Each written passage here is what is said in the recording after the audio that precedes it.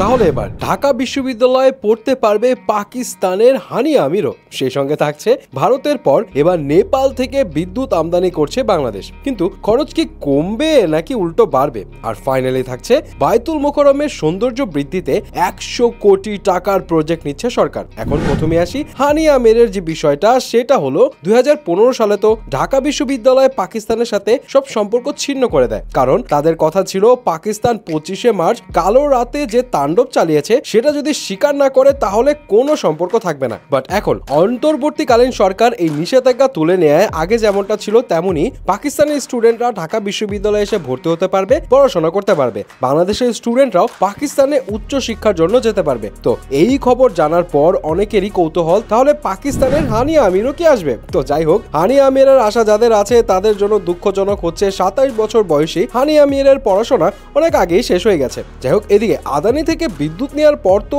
এখন এটা বাংলাদেশের জন্য গলার কাটা হয়ে গেছে। এক পক্ষের চুক্তির কারণে সেখানে বাংলাদেশের স্বার্থ রক্ষা হয়নি। এখন নেপাল থেকেও বাংলাদেশ বিদ্যুৎ নিচ্ছে এবং সেটা পরীক্ষামূলকভাবে। গত শুক্রবার 15 নভেম্বর নেপাল থেকে ভারতীয় গ্রিড লাইন দিয়ে বাংলাদেশে 13 ঘন্টা বিদ্যুৎ প্রবেশ করেছে। কিন্তু বিশেষজ্ঞরা বলছে এখানে খরচ কমার জায়গায় উল্টো বাড়বে, কোনো স্বার্থ রক্ষা হবে না। সো এটারও ডিসিশন বুঝে শুনে নেওয়া উচিত। নেপাল থেকে যে বিদ্যুৎ আনা হচ্ছে তার প্রতি ইউনিটের দাম 6.4 সেন্ট, যা বাংলাদেশের মুদ্রায় প্রায় 7.5 টাকা। কিন্তু জলবিদ্যুৎ উৎপাদনে জ্বালানি খরচ শূন্য হওয়ায় প্রতি ইউনিট বিদ্যুৎ উৎপাদনে খরচ 30 পয়সা থেকে 1 টাকার মতো। কিন্তু সেই বিদ্যুৎই নেপাল থেকে 7.5 টাকা কিনতে হচ্ছে। এই খরচের পেছনের রিজন, নেপাল এবং ভুটানে যে বিদ্যুৎ উৎপন্ন হয় তা দক্ষিণ এশিয়ার দেশগুলো নিতে পারবে, কিন্তু ভারতে গ্রিড লাইন দিয়ে, এবং ভারত তাদের দেশ থেকে অন্য কোনো গ্রিড লাইন নির্মাণ করতে দিবে না। আর ভারতের ভেতর দিয়ে আসার কারণে খরচটা এখানে বেড়ে যাচ্ছে। বাট অন্তর্বর্তীকালীন সরকার একটা প্রস্তাবনা দিয়েছে যে দক্ষিণ এশিয়ার দেশগুলোর জন্য একটা কমন গ্রিড লাইন বানানোর, যাতে সেখানে বিদ্যুৎ কম খরচে আনা নেওয়া করা যায়। সো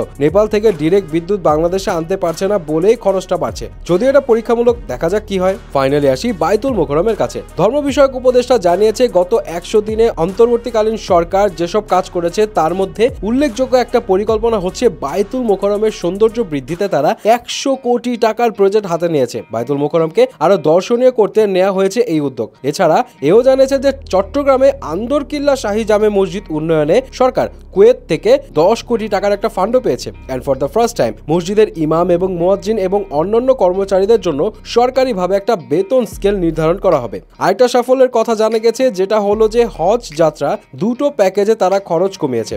আগে যারা ছিল 5,78,840 টাকা, সেই প্যাকেজের খরচ কমিয়ে ফেলা হয়েছে 1 লাখ টাকারও বেশি, 4,78,242 টাকা। অন্য আরেকটা প্যাকেজের জন্য নির্ধারণ করা হয়েছে 5,75,680 টাকা, আর বাতিল করা হয়েছে 9,36,320 টাকা মূল্যের বিশেষ প্যাকেজ। আগামী বছর সাধারণ প্যাকেজগুলোর মধ্যে হজযাত্রীরা পাবেন মানসম্পন্ন খাবার থেকে শুরু করে থাকার জায়গার সুব্যবস্থা। এখন দেখা যাক কি হয়।